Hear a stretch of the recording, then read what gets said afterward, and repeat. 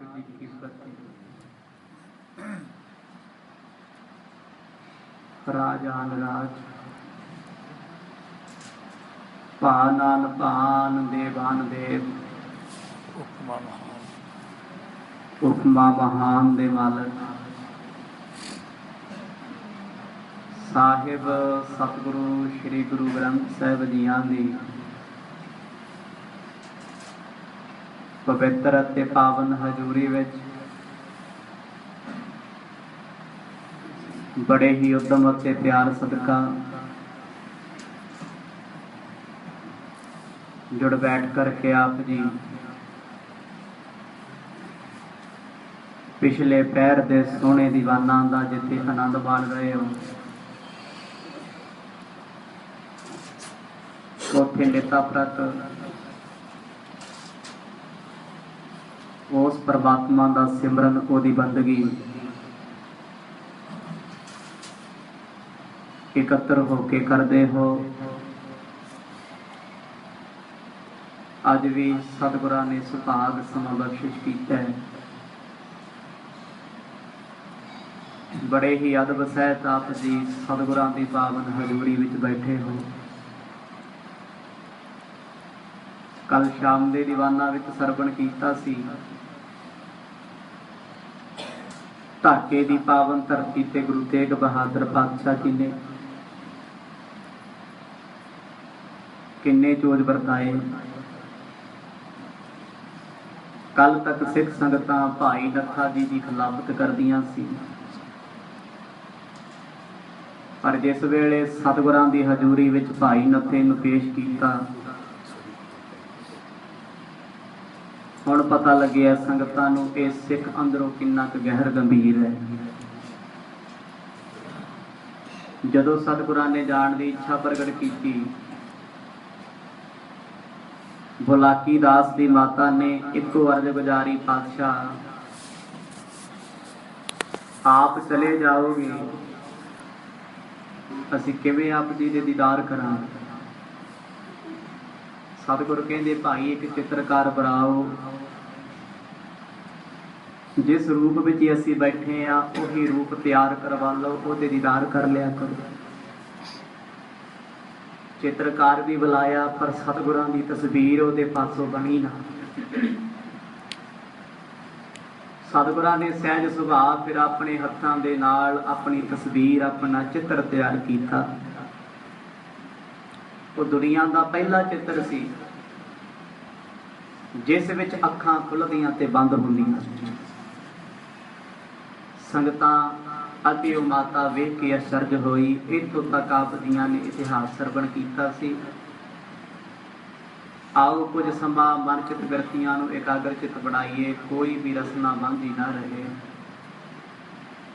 लवाओ हाजरी अदब सहित जपो जी सतनाम श्री वाहेगुरु साहिब जी, सतनाम श्री वाहेगुरु साहिब जी। दोहरा भई प्रभात नरेंद्र युत सतगुर होए सवार।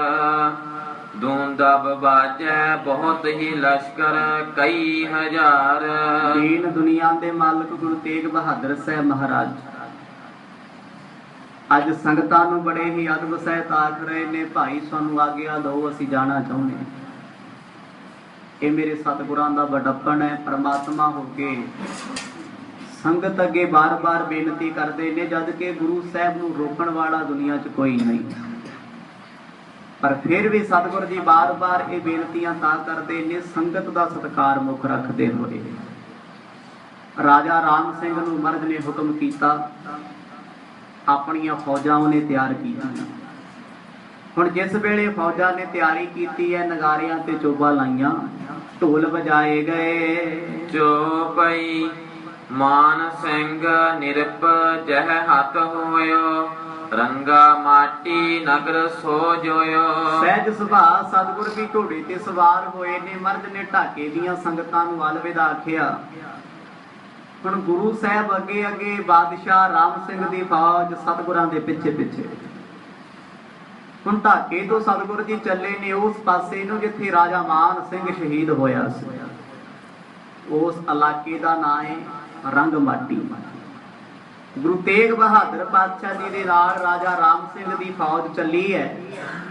जिस वेले फौज चली नगारे बजाए जाते हैं, क्योंकि फौजियों को खुशी है असी जित यकीनी लैके वापस आवांगे। ज्यों ही रंगमाटी पहुंचे ने, राजा राम सिंह सतगुरां नूं पुछदा, महाराज हुण आप जी का हुक्म की है? सतगुर कहंदे आपां ने भाई इस इलाके का बार्डर क्रॉस नहीं करना, क्योंकि कामरूप देश की हद रंगमाटी के इलाके के बिल्कुल नाल नाल सी, ब्रह्मपुत्र दरिया पैंदा सी। हुण ये राजा सतगुरां दे वचनां नूं फॉलो करदा है। राज भाग वाली होवे कोई नहीं, जो गुरु तेग बहादुर पातशाह कहंदे ने सेवक बन के मनदा है।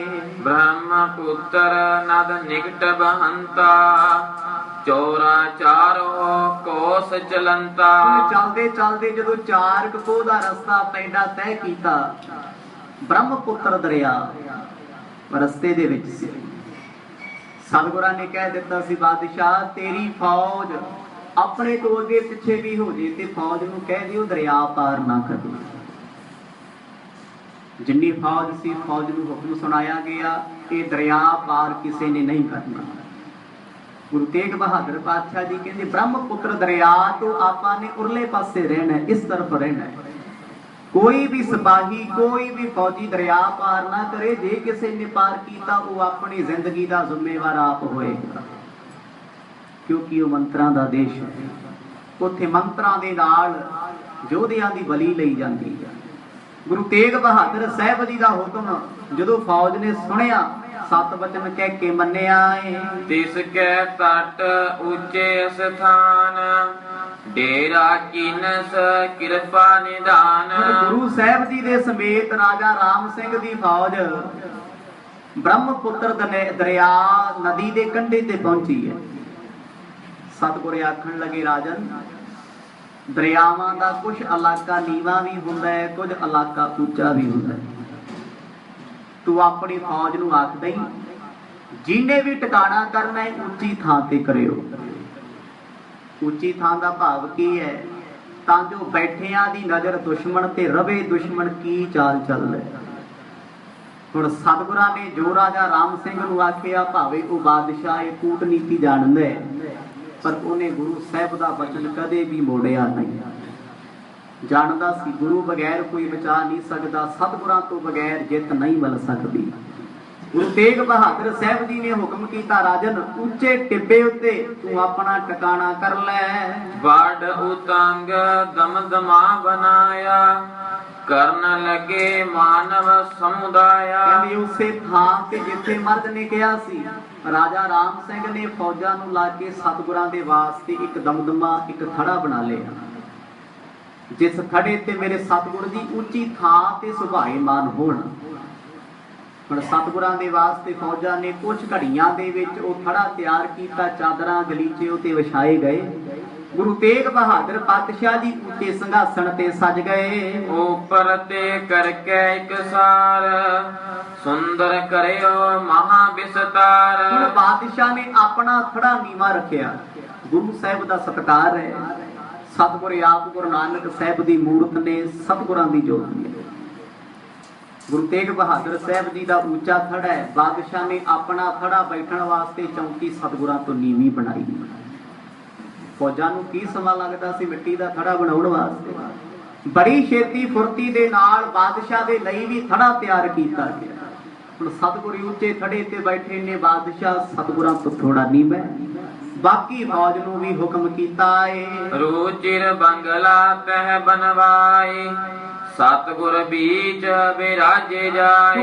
इस थड़े दे कोले बादशाह ने हुक्म कीता, गुरु साहब वास्ते बंगला बनाया जावे। हुण ये मकान जिहड़ा बनाया जा रहा है आरजी तौर पर, दरियावां दे किनारियां ते कदे कोठियां ते महल नहीं बनते।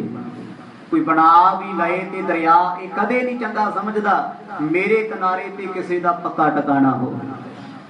दरिया हमेशा अपने किनारियां नूं आप ढाउंदे ने। हुण सतगुरां दे वास्ते कहंदे बड़ा अलीशान तंबू ला के बंगला बनाया गया, क्योंकि अजे किसी नूं नहीं पता किन्नी देर इत्थे रुकना है, कदों इत्थों जाना है।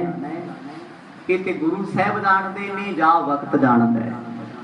ਰਾਜਾ ਰਾਮ ਸਿੰਘ ਨੇ ਸਤਿਗੁਰਾਂ ਦੀ ਰਿਹਾਇਸ਼ ਵਾਸਤੇ ਬ੍ਰਹਮਪੁੱਤਰ ਦਰਿਆ ਦੇ ਕੰਢੇ ਤੇ ਸੋਹਣਾ ਮਕਾਨ ਬੰਗਲਾ ਬਣਾ ਦਿੱਤਾ। ਦ੍ਰਿਸ਼ਟ ਦੂਰ ਲਗ ਦੁਰ ਹੈ ਜਹਾਂ, ਜਲ ਕੀ ਸੈਲ ਬੈਠ ਬੇਤਹਾਂ। ਇਹ ਉੱਚੇ ਟਿਕਾਣੇ ਤੋਂ ਬਾਦਸ਼ਾਹ ਅਤੇ ਸਤਿਗੁਰ ਵੇਖਦੇ ਨੇ ਪਾਣੀ ਦਾ ਸੈਲਾਬ, ਬੜੀ ਦੂਰ ਦੂਰ ਤੱਕ, ਜਿੱਥੇ ਤੱਕ ਨਜ਼ਰ ਪੈਂਦੀ ਹੈ ਝਰੁਖਿਆਂ ਦੇ ਵਿੱਚੋਂ ਕਹਿੰਦੇ ਪਾਣੀ ਹੀ ਪਾਣੀ ਦਿਸਦਾ ਹੈ, ਦੂਜਾ ਕਿਨਾਰਾ ਨਜ਼ਰ ਹੀ ਨਹੀਂ ਆਉਂਦਾ, ਕਿਉਂਕਿ ਦਰਿਆਵਾਂ ਦੀ ਕੋਈ ਹੱਦ ਨਹੀਂ ਹੁੰਦੀ, ਕੋਈ ਸੀਮਾ ਨਹੀਂ ਹੁੰਦੀ, ਨਾ ਕੋਈ ਸੀਮਾ ਚ ਰੱਖ ਸਕਦਾ ਹੈ। ਹੁਣ ਉਹ ਦਰਿਆ ਦਾ ਪਾਣੀ ਦੇਖਣ ਸਾਰ ਪਤਾ ਲੱਗਦਾ ਵੀ ਜੇ ਕੋਈ ਫੌਜੀ ਜਾਂ ਦੁਸ਼ਮਣ ਇਸ ਪਾਣੀ ਵਿੱਚ ਪ੍ਰਵੇਸ਼ ਹੋਏਗਾ ਤੇ ਹਿਲਜੁਲ ਸਾਫ਼ ਦਿਸੇਗੀ। ਇਸ ਕਰਕੇ ਬ੍ਰਹਮਪੁੱਤਰ ਦਰਿਆ ਦੇ ਕੰਢੇ ਤੇ ਸਤਿਗੁਰਾਂ ਨੇ ਹੁਕਮ ਕਰਕੇ ਟਿਕਾਣਾ ਕੀਤਾ।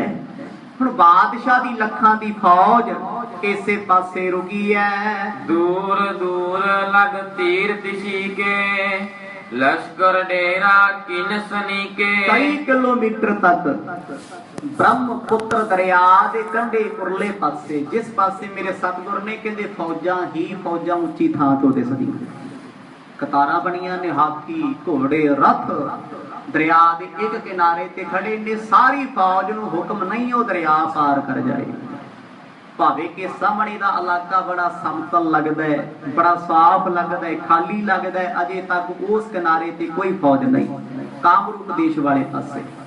ਪਰ ਗੁਰੂ ਤੇਗ ਬਹਾਦਰ ਪਾਤਸ਼ਾਹ ਜੀ ਦਾ ਹੁਕਮ ਕੋਈ ਵੀ ਫੌਜੀ ਜਵਾਨ ਸੈਨਿਕ ਮੋੜ ਨਹੀਂ ਸਕਦਾ। ਸਤਿਗੁਰਾਂ ਨੇ ਕਿਹਾ ਸੀ ਰਾਮ ਸਿੰਘ ਇੱਕ ਵੀ ਕਦਮ ਦਰਿਆ ਤੋਂ ਪਾਰ ਪਾਇਆ ਤੇ ਤੇਰੀ ਜਾਨ ਲਈ ਖਤਰਾ ਹੈ।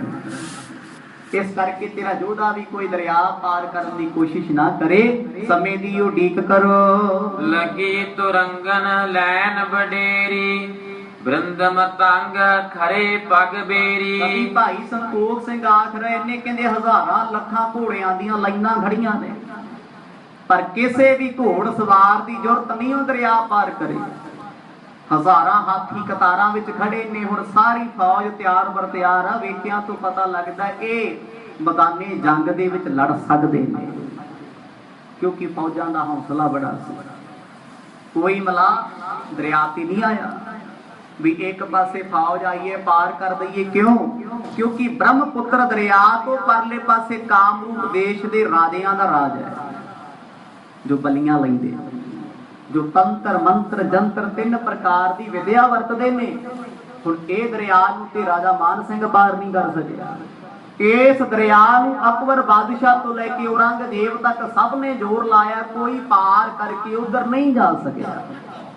ਜੇ ਪਾਰ ਕਰਕੇ ਚਲੇ ਗਏ ਤੇ ਕਬਜ਼ਾ ਕਰ ਲੈਣਗੇ। ਇਸ ਕਰਕੇ ਸਭ ਦੀ ਹੱਦ, ਸਭ ਦੀ ਸੀਮਾ ਬ੍ਰਹਮਪੁੱਤਰ ਦਰਿਆ ਹੈ। ਜਹਾਂ ਕਹਾਂ ਤੰਬੂ ਲਗਵਾਏ, ਖਰੇ ਸੇਤ ਦਿਖ ਹੈ ਸਮੁਦਾਇ। ਬਾਦਸ਼ਾਹ ਨੇ ਫੌਜ ਦੀ ਕਮਾਂਡ ਸੰਭਾਲੀ ਹੈ। ਆਪ ਪੈਦਲ ਚੱਲ ਕੇ ਕਈ ਕਿਲੋਮੀਟਰਾਂ ਤੱਕ ਆਪਣੀ ਫੌਜ ਦੇ ਤੰਬੂ ਲਾਏ, ਟਿਕਾਣਾ ਕਰਵਾਇਆ।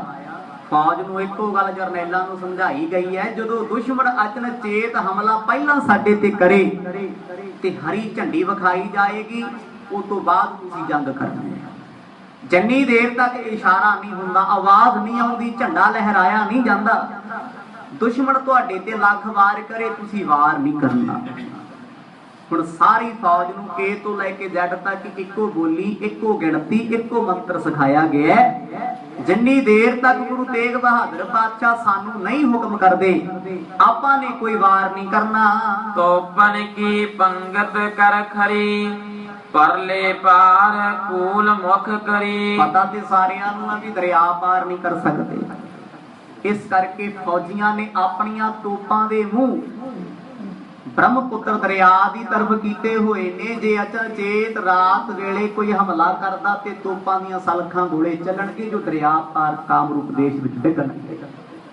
ਹੁਣ ਇਸ ਪਾਸੇ ਤੋਂ ਕਹਿੰਦੇ ਦੂਰ ਦੂਰ ਤੱਕ ਬੰਦੂਕਾਂ, ਤੋਪਾਂ, ਰੈਕਲੇ ਸਭ ਜੋੜੇ ਗਏ ਨੇ।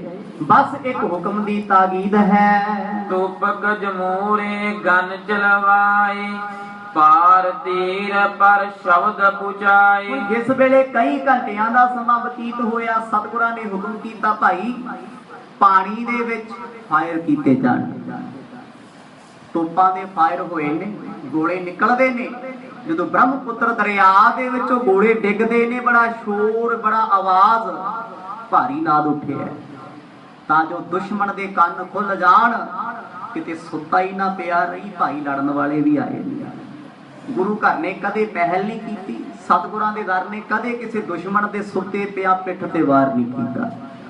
ਜਿਸ ਵੇਲੇ ਰਾਜਾ ਰਾਮ ਸਿੰਘ ਦੀ ਫੌਜ ਨੇ ਫਾਇਰ ਕੀਤੇ, ਗੋਲੇ ਚੱਲੇ ਨੇ, ਇੱਕਦਮ ਉਧਰ ਬੈਠੇ ਰਾਜਿਆਂ ਦਾ ਦਿਲ ਧੜਕਿਆ। ਸਮਝ ਗਏ ਸਾਡੇ ਤੇ ਕਿਸੇ ਦੁਸ਼ਮਣ ਨੇ ਚੜ੍ਹਾਈ ਕੀਤੀ ਹੈ। ਨਿਜ ਨਿਜ ਮਿਸਲ ਸਿਵਰ ਸਭ ਕਰੇ, ਠੋਰ ਠੋਰ ਤੋਪਨ ਮੁਖ ਜਰੇ। ਹੁਣ ਰਾਜਾ ਰਾਮ ਸਿੰਘ ਦੀ ਫੌਜ ਦੇ ਵਿੱਚ ਕਈ ਤਰ੍ਹਾਂ ਦੀਆਂ ਮਿਸਲਾਂ ਸਨ, ਕਈ ਤਰ੍ਹਾਂ ਦੀਆਂ। ਮਿਸਲ ਤੋਂ ਭਾਵ ਪਲਟਨ। ਕਹਿੰਦੇ ਸਾਰਿਆਂ ਨੇ ਆਪਣੀ ਆਪਣੀ ਵਾਰੀ ਸੰਭਾਲੀ ਹੋਈ ਹੈ। ਕਿਸੇ ਕੋਲ ਬੰਦੂਕਾਂ ਨੇ, ਕਿਸੇ ਕੋਲ ਤੋਪਾਂ ਨੇ, ਕੋਈ ਘੋੜ ਸਵਾਰ ਹੈ, ਕੋਈ ਹੱਥਾਂ ਦੀ ਫੌਜ ਹਥਿਆਰ ਲੈ ਕੇ ਖੜੀ ਹੈ। ਹੁਣ ਜਿਵੇਂ ਜਿਵੇਂ ਕਿਸੇ ਨੂੰ ਹੁਕਮ ਆਉਂਦਾ ਕਮਾਂਡਰ ਨੂੰ, ਉਸੇ ਤਰੀਕੇ ਨਾਲ ਫਾਇਰ ਕੀਤਾ ਜਾਂਦਾ ਹੈ। ਹੁਣ ਅੱਧੇ ਅੱਧੇ ਘੰਟੇ ਬਾਅਦ ਗੋਲੀ ਚੱਲਣੀ ਸ਼ੁਰੂ ਹੋਈ।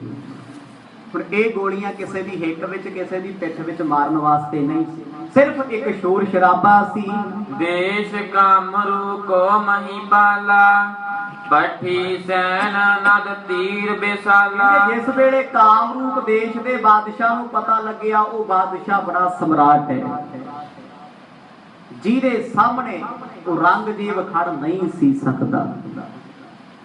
ਕਾਮਰੂਪ ਦੇਸ਼ ਦੇ ਬਾਦਸ਼ਾਹ ਨੇ ਜਦੋਂ ਆਵਾਜ਼ ਸੁਣੀ, CID ਮੰਗੀ, ਖੁਫੀਆ ਰਿਪੋਰਟ ਪੱਲਾਂ ਵਿੱਚ ਪਹੁੰਚੀ, ਦੱਸਿਆ ਗਿਆ ਜੀ ਬ੍ਰਹਮਪੁੱਤਰ ਦਰਿਆ ਦਾ ਸਾਰਾ ਕੰਢਾ ਹਿੰਦੁਸਤਾਨੀ ਦੁਸ਼ਮਣ ਨੇ ਰੋਕਿਆ ਹੋਇਆ ਹੈ। ਹੁਣ ਬਾਦਸ਼ਾਹ ਨੇ ਨਾਲ ਦੀ ਨਾਲ ਹੁਕਮ ਚੜਾਇਆ ਕਿ ਜੀ ਤੁਸੀਂ ਵੀ ਆਪਣੀ ਫੌਜ ਦਰਿਆ ਦੇ ਕੰਢੇ ਛੱਡ ਦਿਓ।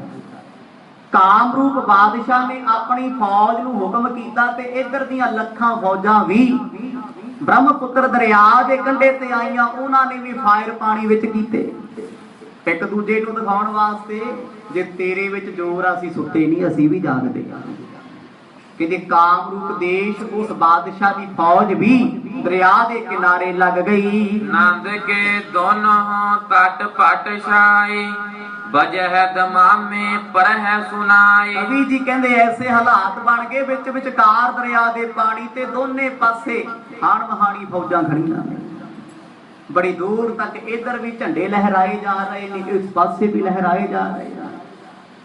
ਦੋਨੇ ਤਰਫ ਤੋਂ ਫੌਜਾਂ ਚਾਹੁੰਦੀਆਂ ਨੇ ਜੰਗ, ਗੋਲੇ ਚੱਲਣ, ਆਪਸੀ ਲੜਾਈ ਹੋਵੇ, ਪਰ ਅਜੇ ਲੜਾਈ ਦਾ ਹੁਕਮ ਕੋਈ ਨਹੀਂ। ਕਾਮਰੂਪ ਬਾਦਸ਼ਾਹ ਨੇ ਕਿਹਾ ਸੀ ਤੁਸੀਂ ਸਿਰਫ ਅੱਗਾ ਰੋਕਣਾ ਹੈ, ਦੁਸ਼ਮਣ ਦਰਿਆ ਪਾਰ ਨਾ ਕਰ ਸਕੇ, ਇੰਨੀ ਔਕਾਤ ਬਣਾ ਕੇ ਰੱਖਿਓ। ਇੱਧਰ ਰਾਜਾ ਰਾਮ ਸਿੰਘ ਦੀ ਫੌਜ ਅੰਦਰੋਂ ਡਰੀ ਹੋਈ ਹੈ ਵੀ ਜੇ ਦਰਿਆ ਪਾਰ ਕਰਕੇ ਤੇ ਗੋਤੇ ਦੇ ਦੇ ਕੇ ਮਾਰਨਗੇ, ਅਸੀਂ ਨਹੀਂ ਜਾਣਾ ਪਾਰ। ਸਿਰਫ ਇਸ ਪਾਸੇ ਖੜੇ ਨੇ, ਹੁਕਮ ਦੀ ਉਡੀਕ ਹੈ, ਇੱਥੇ ਹੀ ਲੜਾਂਗੇ। ਦੋਨੇ ਤਰਫ ਤੋਂ ਫੌਜਾਂ ਤਿਆਰ ਬਰ ਤਿਆਰ ਨੇ। ਉੱਚੀ ਥਾਂ ਤੋਂ ਖੜ ਕੇ ਵੇਖੀਏ, ਅੱਜ ਇਹ ਦਰਿਆ ਇੱਕ ਬਾਰਡਰ ਬਣ ਚੁੱਕਿਆ ਹੈ। ਇੱਕ ਪਾਸੇ ਰਾਜਾ ਰਾਮ ਸਿੰਘ ਦੀ ਫੌਜ, ਗੁਰੂ ਤੇਗ ਬਹਾਦਰ ਪਾਤਸ਼ਾਹ ਜੀ ਦੇ ਕੈਂਪ ਲੱਗੇ, ਤੇ ਦੂਜੇ ਪਾਸੇ ਕਾਮਰੂਪ ਦੇਸ਼ ਦੀ ਫੌਜ। ਇਹੀ ਕਾਰਨ ਸੀ ਸਤਿਗੁਰ ਕਹਿੰਦੇ ਸੀ ਸਾਡੇ ਨਾਲ ਪਰਿਵਾਰ ਨਾ ਜਾਵੇ, ਸਾਡੇ ਨਾਲ ਸੰਗਤ ਨਾ ਜਾਵੇ, ਕਿਉਂਕਿ ਇਹ ਖਤਰੇ ਦੀ ਘਾਟੀ ਹੈ। ਰਾਜਾ ਰਾਮ ਸਿੰਘ ਹੌਸਲਾ ਵੀ ਰੱਖਦਾ ਹੈ, ਅੰਦਰੋਂ ਅੰਦਰ ਘਬਰਾਉਂਦਾ ਵੀ ਹੈ। ਤੋਪਨ ਕੀ ਛਲਕੈ ਚਲਵਾਵਤ, ਆਪ ਆਪਨੇ ਔਜ ਦਿਖਾਵਤ। ਦੋਨੇ ਤਰਫਾਂ ਤੋਂ ਤੋਪਾਂ ਦੀਆਂ ਸਲਖਾਂ ਚੱਲਦੀਆਂ ਨੇ, 100 ਗੋਲਾ ਇਸ ਪਾਸੇ ਤੋਂ, 100 ਉਸ ਪਾਸੇ ਤੋਂ, ਪਰ ਇਹ ਗੋਲੇ ਸਿਰਫ ਆਪਣੀ ਪਾਵਰ ਵਿਖਾਉਣ ਵਾਸਤੇ। ਪਾਣੀ ਦੇ ਵਿੱਚ ਅਸਲਾ ਚਲਾਇਆ ਜਾਂਦਾ ਹੈ, ਜਦੋਂ ਪਾਣੀ ਵਿੱਚ ਗੋਲੇ ਡਿੱਗਦੇ ਨੇ, ਛੱਲਾਂ ਉੱਠਦੀਆਂ ਨੇ।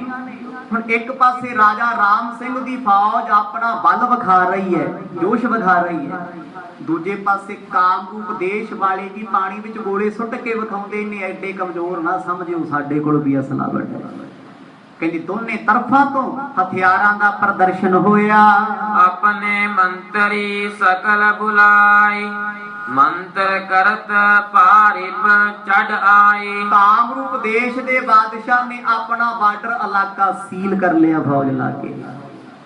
ਹੁਣ ਆਪਣੀ ਕੈਬਨਿਟ ਬੁਲਾਈ, ਜਿੰਨੇ ਕਾਮਰੂਪ ਦੇਸ਼ ਦੇ ਮੰਤਰੀ ਸੀ ਸਾਰੇ ਮੰਤਰੀਆਂ ਨੂੰ ਇਕੱਠਿਆਂ ਕੀਤਾ। बादशाह कदे भी कोई आप फैसला नहीं लेंदा, भावें वो स्टेट का मालिक है या देश का मालिक है। जब भी कोई फैसला लेना उन्होंने कैबिनेट बुलानी पैनी है। कामरूप देश के जिन्ने मंत्री सी फौरन उन्हां दीयां छुट्टियां रद्द कीतियां गईयां, बुला के मीटिंग रखी गई। कामरूप देश के बादशाह ने समय के हालातां ते चर्चा करन दा विषय रखिया। की कीता जाए? दुश्मन भारू है, दुश्मन साडे दरवाजे आया है। मान सिंह जैसी इन साथ, करहो अब है हाथ देव नरनाथ। कामरूप देश का बादशाह पहला वचन अपने मंत्रियों नाल इहो ही करदा है, कहंदा जेहो जे हालात आपां राजा मान सिंह दे बनाए ओहो जे हालात इन्हां दे बनाउणे ने। वो इस गल तो वाकिफ नहीं भी राजा मान सिंह दा ही पोता तुरिया फिरदा, यही है उसे अंश विचों उसे परिवार विचों है। कहंदे जिवें मान सिंह आपां ने सुद्दा पिया मारिया ना, ਇਹੋ ਜਿਹਾ ਤਰੀਕਾ ਲੱਗੋ। ਹੁਣ ਇਹਨਾਂ ਕੋਲ ਤਰੀਕਾ ਸੀ ਵੀ ਬਾਦਸ਼ਾਹ ਮਾਰ ਦਿਓ ਤੇ ਫੌਜ ਨੇ ਹੱਥੀ ਹੋ ਜਾਏਗੀ।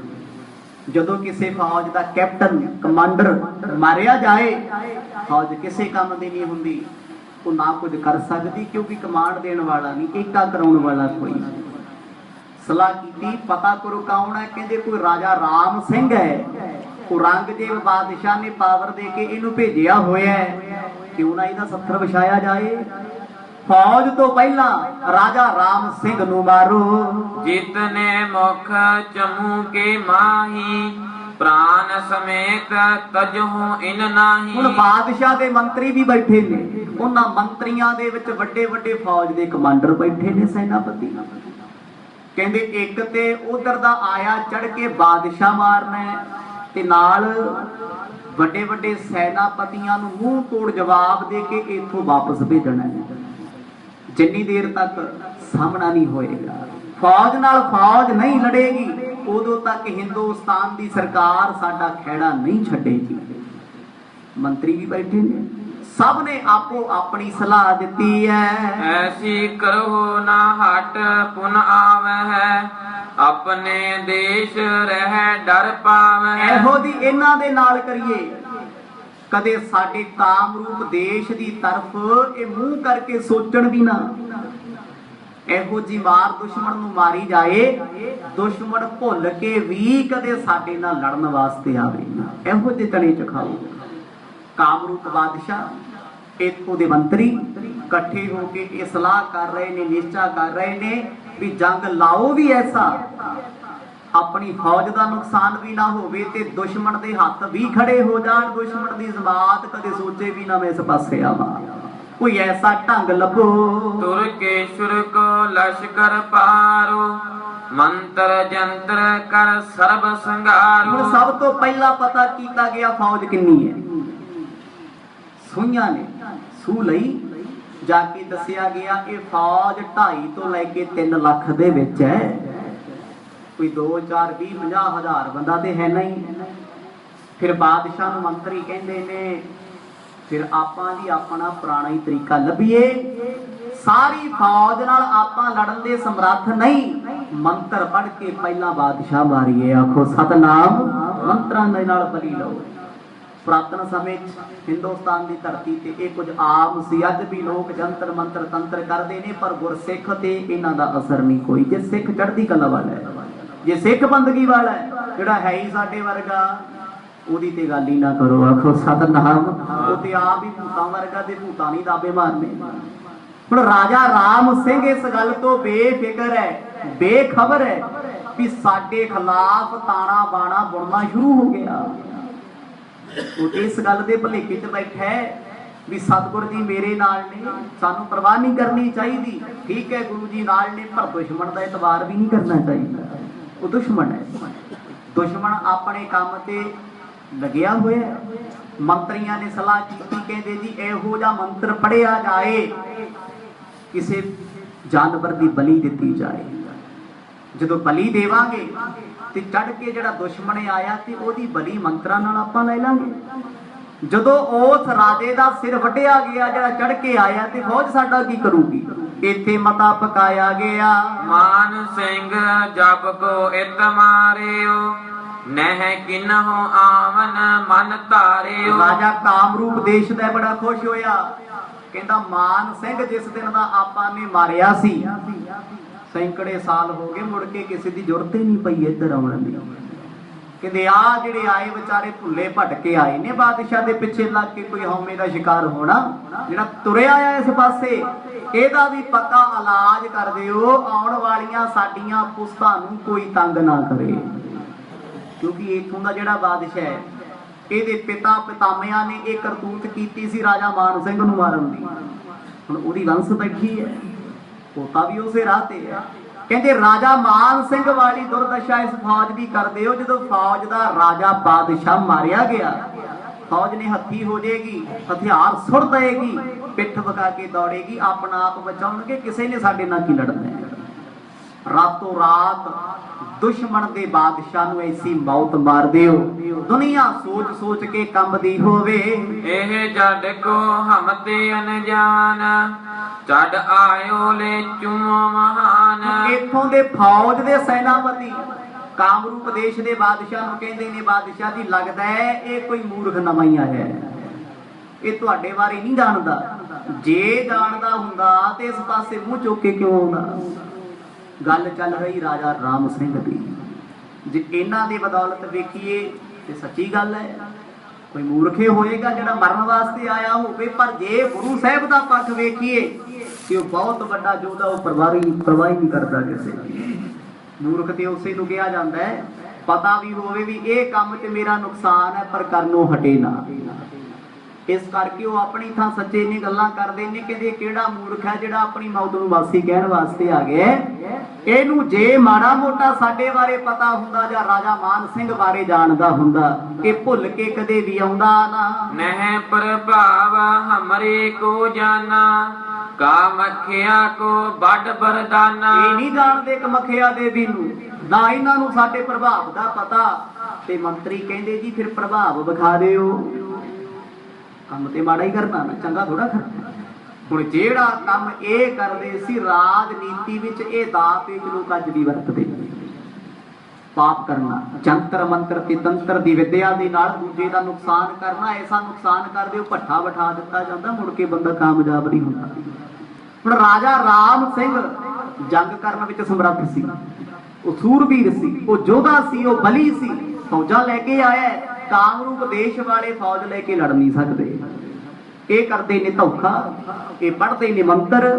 ਮੰਤਰੀਆਂ ਨੇ ਇੱਕੋ ਗੱਲ ਆਖੀ, ਕਹਿੰਦੇ ਜੀ ਕਿਉਂ ਆਪਾਂ ਆਪਣੀ ਫੌਜ ਮਰਾਉਣੀ ਹੈ, ਕੀ ਲੋੜ ਪਈ ਹੈ। ਜੇ ਸਾਡੀ ਫੌਜ ਦੀ ਉਸ ਫੌਜ ਨਾਲ ਝੜਪ ਹੋ ਗਈ, ਹਰਗਿਜ਼ ਉਹਨਾਂ ਨੇ ਜਿੱਤਣਾ ਤੇ ਅਸੀਂ ਹਾਰਨਾ, ਕਿਉਂਕਿ ਫੌਜ ਉਹਨਾਂ ਕੋਲ ਜ਼ਿਆਦੇ ਹੈ। ਤੇ ਸਮੇਂ ਦੀ ਸਰਕਾਰ, ਔਰੰਗਜ਼ੇਬ ਬਾਦਸ਼ਾਹ ਉਹਨਾਂ ਦੀ ਸਪੋਰਟ ਕਰਦਾ, ਉਹਨੇ ਅਸਲਾ ਮੁੱਕਣ ਨਹੀਂ ਦੇਣਾ। ਇਸ ਕਰਕੇ ਜੰਗ ਵਾਲੀ ਨੌਬਤ ਹੋਵੇ ਨਾ, ਸਾਡੇ ਫੌਜੀ ਮਰਨ ਨਾ, ਤੇ ਆਪਾਂ ਉਹਨਾਂ ਦਾ ਛੱਡੀਏ ਕੋਈ ਐਸਾ ਉਪਾਅ ਕਰੋ। ਕੋ ਜਿਤ ਹੈ ਹਮਕੋ ਬਰਿਆਈ, ਪੜ ਹੈ ਮੰਤਰ ਦੇ ਸ਼ਤਰ ਖਪਾਈ। ਜੇ ਆਪਾਂ ਮੰਤਰ ਪੜ ਕੇ ਆਪਣਾ ਸ਼ਤਰੂ, ਆਪਣਾ ਦੁਸ਼ਮਣ ਮਾਰ ਦਿੱਤਾ, ਫੌਜਾਂ ਸਾਡੀਆਂ ਬਚ ਜਾਣਗੀਆਂ, ਇੱਜ਼ਤ ਸਾਡੀ ਬਚੇਗੀ, ਦੇਸ਼ ਸਾਡਾ ਬਚੇਗਾ। ਜੇ ਆਪਾਂ ਵੀ ਉਹਨਾਂ ਵਾਂਗ ਲਲਕਾਰਾਂ ਮਾਰ ਕੇ ਫੌਜਾਂ ਅੱਗੇ ਕਰ ਦਿੱਤੀਆਂ, ਸਾਡੇ ਯੋਧਿਆਂ ਸੂਰਬੀਰਾਂ 'ਚ ਇੰਨਾ ਦਮ ਨਹੀਂ ਉਹ ਆਉਣ ਵਾਲੀ ਲੱਖਾਂ ਦੀ ਫੌਜ ਨੂੰ ਰੋਕ ਸਕਣ। ਬਾਦਸ਼ਾਹ ਨੇ ਮੰਤਰੀਆਂ ਦੀ ਗੱਲ ਸੁਣੀ, ਸਹਿਮਤ ਹੋ ਗਿਆ ਕਿ ਇਹਨਾਂ ਗੱਲ ਤੇ ਤੁਹਾਡੀ ਬੜੀ ਕੀਮਤੀ ਹੈ। ਇੱਥੇ ਵੀ ਆਪਾਂ ਨੂੰ ਇੱਕ ਦੋ ਦਿਨਾਂ ਦੇ ਵਿੱਚ ਕੋਈ ਵੱਲ ਛਲ ਵਰਤਣਾ ਪੈਣਾ। ਚੜ ਕੇ ਆਇਆ ਰਾਜਾ ਰਾਮ ਸਿੰਘ, ਉਹਦਾ ਸਿਰ ਧੜ ਤੋਂ ਵੱਖ ਕਰ ਦਈਏ। ਹਿਮ ਕਹਿ ਰਚੇ ਉਪਾਏ ਵਿਸਾਲਾ, ਹਰ ਦ੍ਰਿੜ ਕਰੀ ਚਮੂ ਤਤਕਾਲਾ। ਕਹਿੰਦੇ ਉਸੇ ਵੇਲੇ ਤਾਂਤਰਿਕ ਲੋਕ ਬੁਲਾਏ ਗਏ ਜੋ ਕਾਲਾ ਇਲਮ ਪੜ੍ਹਦੇ ਸੀ। ਹੁਣ ਇਹੋ ਜਿਹੇ ਕੰਮ ਕਰਨ ਵਾਲੇ ਬੰਦੇ ਕਦੇ ਧਰਮੀ ਨਹੀਂ ਹੁੰਦੇ।